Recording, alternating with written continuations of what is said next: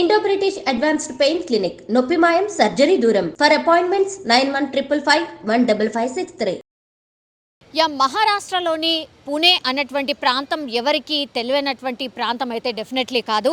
అయితే నిన్న సాయంత్రం ఒక రకంగా నిజంగానే ఈ ఘటన చూసిన వాళ్ళు షాక్ అయిపోయిన పరిస్థితి.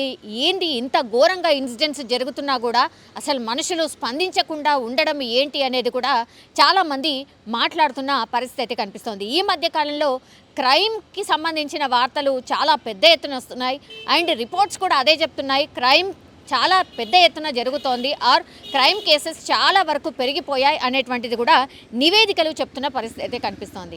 ఇది ఎగ్జాక్ట్లీ ఎక్కడ జరిగింది అని అంటే ఎవరైతే ఇప్పుడు మనం చూస్తున్న విజువల్లో ఎవరైతే హత్యకు గురై దాడిలో చనిపోయినటువంటి ఈ మహిళ ఎవరైతే ఉన్నారో ఆమె పేరు వచ్చేసి సుభదా శంకర్. ఆమె కేవలం 28 సంవత్సరాలు ఉన్నటువంటి మహిళ అండ్ ఈ హత్య చేసినటువంటి పేరు వచ్చేసి కృష్ణ సత్యనారాయణ.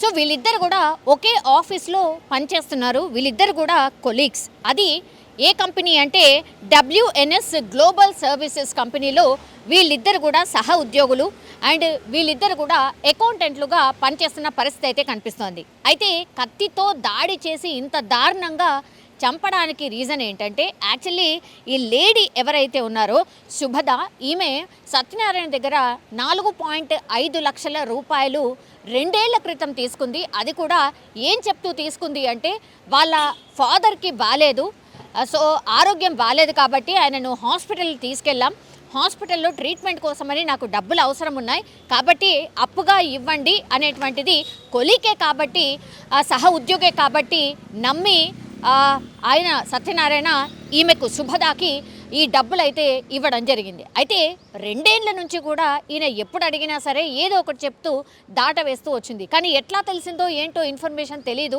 బట్ ఏం చేశాడంటే ఈ సుభద అనే అమ్మాయి ఎక్కడైతే ఉంటుందో అంటే వాళ్ళ గ్రామం, వాళ్ళ సొంతూరుకు వెళ్ళి అసలు వీళ్ళ ఫాదర్ ఏంటి, నిజంగానే ఈమె అప్పు ఎందుకు తీసుకుంది అని కనుక్కునే ప్రయత్నం చేసినప్పుడు మాత్రం యాక్చువల్లీ వాళ్ళ ఫాదర్ చాలా బాగున్నాడు, అసలు ఆయనకి ఎలాంటి అనారోగ్యం లేదు, కానీ ఈమె అబద్ధం చెప్పి ఆయన దగ్గర ఇట్లా 4.5 లక్షల రూపాయలు తీసుకొని ఆ తర్వాత 2 ఏళ్ళైనా కూడా ఎంతకి అడిగినా ఇవ్వకపోవడంతో కోపంతోనే ఈ కత్తితో, అంటే ఇంట్లో మనం వాడే కత్తులు ఉంటాయి కదా, ఆ కత్తితోనే ఆమెని అక్కడే అంటే ఎక్కడైతే వీళ్ళ కంపెనీ ఉందో కంపెనీ సెల్లార్లోనే ఆమెను అత్యంత దారుణంగా పొడిచినటువంటి సిచ్యువేషన్. ఆమె పూర్తిగా కుప్పకూలిపోయింది అండ్ ఆయన ఆ అమ్మాయిని అంటే సుభదాని సత్యనారాయణ పొడిచిన తర్వాత కూడా ఎటూ పారిపోలేదు, అక్కడే ఉండి ఆమె పూర్తిగా చనిపోయిందా లేదా అనే చెకింగ్ చేస్తూ ఒక సైకోలాగా అనొచ్చు కదా.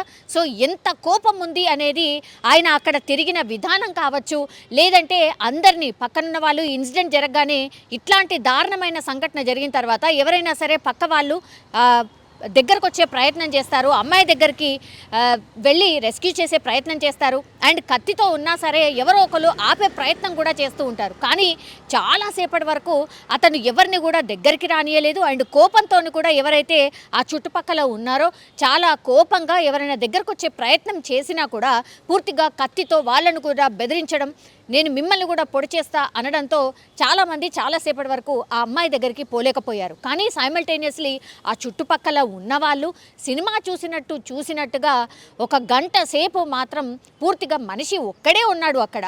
ఆ అమ్మాయినేమో రక్తం మడుగులో పూర్తిగా అక్కడ కొట్టుకుంటున్న పరిస్థితి.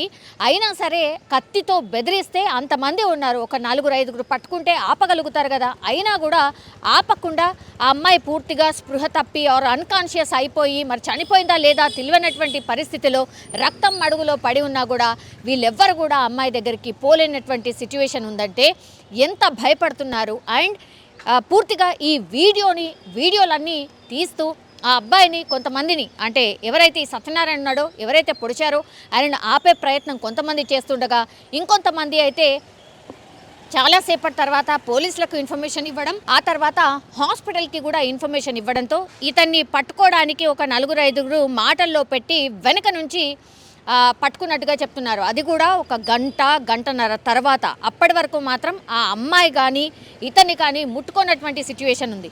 సో ఇంత దారుణ ఘటనలు జరిగినా కూడా ఎట్లా క్విక్గా రెస్పాండ్ కావాలో అట్లా ఎందుకు రెస్పాండ్ కావట్లేదు అనేది కూడా ఇంకోటి కూడా మనకు వినిపిస్తున్నటువంటి మాట. కాబట్టి ఇట్లాంటి ఇన్సిడెంట్స్ జరిగినప్పుడు మరి ఎట్లా వ్యవహరించాలి ఏంటి అనేది అసలు మనుషులుగా మనం ఏం కరెక్ట్గా ప్రాపర్గా రెస్పాండ్ కావట్లేదా, భయపడుతున్న పరిస్థితి ఉందా అనేది కూడా చాలామంది నెటిజన్స్ అడుగుతున్నటువంటి క్వశ్చన్ అయితే కనిపిస్తోంది. బట్ అక్కడ వాళ్ళ సెల్లార్లో అండ్ వాళ్ళు పనిచేస్తున్నటువంటి ప్లేస్లో ఒక్కసారిగా ఈ ఘటన జరగడం, ఆఫీస్లో వీళ్ళు రోజు పనిచేసే వాళ్ళు కూడా నిర్ఘాంతపోయి ఏం చేయనటువంటి పరిస్థితి ఉందంటేనే అర్థం చేసుకోవచ్చు. సో ఈ అమ్మాయి అబద్ధమే చెప్పిండొచ్చు, అబద్ధమే చెప్పి డబ్బులు తీసుకుని ఉండొచ్చు, కానీ ఇంత దారుణంగా మరి పొడిచే అంత పరిస్థితికి దారి తీయడం ఏంటి? ఇది ఆల్ ఆఫ్ సడన్ అయితే డెఫినెట్లీ జరుగుండదు. మాట పెరుగుంటుంది. చాలా టైమ్స్ వీళ్ళు తిట్టుకొని ఉన్నారు కదా, తిట్టుకొని కూడా డెఫినెట్లీ ఉండి ఉంటారు కదా, అక్కడే ఏదో ఒకటి కూర్చొని ఎవరో ఒకరు మాట్లాడి ఉంటే సమస్య పోయేది. ఇప్పుడు అమ్మాయిని హత్య చేసే అంత పరిస్థితికి తీసుకొచ్చారు అని అంటే మరి ఎవరిది తప్పు అనే క్వశ్చన్ కూడా ఇక్కడ రేజ్ అవుతున్న పరిస్థితి అయితే కనిపిస్తోంది. అయితే ఈ ఇన్సిడెంట్ జరిగిన తర్వాత నిన్న సాయంత్రం ఈ ఇన్సిడెంట్ జరిగితే ఆమెని హాస్పిటల్ తీసుకువెళ్ళి ట్రీట్మెంట్ చేసే లోపలే ఆమె చనిపోయినట్టు డాక్టర్లు అయితే నిర్ధారించిన పరిస్థితి అయితే కనిపిస్తోంది. ఇప్పుడు అతన్ని చాకచక్యంగా చాలాసేపు తర్వాత అక్కడ ఉన్నటువంటి వాళ్ళే ఎవరో పట్టుకొని ఆయనని బంధించడంతో అప్పుడు పోలీసులు వచ్చి ఆయనని హాస్పిటల్కి తరలించిన పరిస్థితి అయితే కనిపిస్తోంది. సో ఈ సంఘటన చూసినటువంటి వాళ్ళు అందరూ ఒక రకంగా షాక్ అయినటువంటి సిచ్యువేషన్. సరే, అమ్మాయి చేసింది తప్పే, అప్పు తీసుకొని తిరిగి ఇవ్వకపోవడం తప్పే, 2 ఏళ్ళు అయినా కూడా ఇవ్వకపోవడం తప్పే, బట్ ఇంత హత్యకు దారి తీయడం అనేది నిజంగానే అంటే చంపే అంత కోపం పెంచుకోవడం మాత్రం నిజంగా ఇది మరి ఆ సత్యనారాయణ పొడిచాడు, ఇప్పుడు అమ్మాయి చనిపోయింది, కేసులు అండ్ జైల్లో కూర్చుంటాడు తప్పించి దీనికి సొల్యూషన్ అయితే డెఫినెట్లీ దొరకదు. అండ్ సత్యనారాయణ ఫ్యామిలీ అయితే పూర్తిగా ఇప్పుడు నడి రోడ్డు మీద పడినట్టే కదా. సో దీనివల్ల ఏమీ రాదు, లాస్ట్కి వస్తే కటకటాలు లెక్క పెట్టాల్సిందే అనేది గుర్తుపెట్టుకుంటే మాత్రం చాలా వరకు ఇట్లాంటి ఇన్సిడెంట్స్ కాకుండా ఆపగలుగుతాం అనేసి కూడా కొంతమంది అభిప్రాయపడుతున్న సిచ్యువేషన్ అయితే మనకైతే స్పష్టంగా కనిపిస్తోంది. కానీ నడి రోడ్డు మీద ఆఫీస్ ప్రిమిసెస్లో వాళ్ళ ఆఫీస్ సెల్లార్లోనే ఇట్లాంటి ఇన్సిడెంట్ జరగడంతో ఆఫీస్ వాళ్ళు చాలా వరకు షాక్ అయిన పరిస్థితి అయితే కనిపిస్తోంది.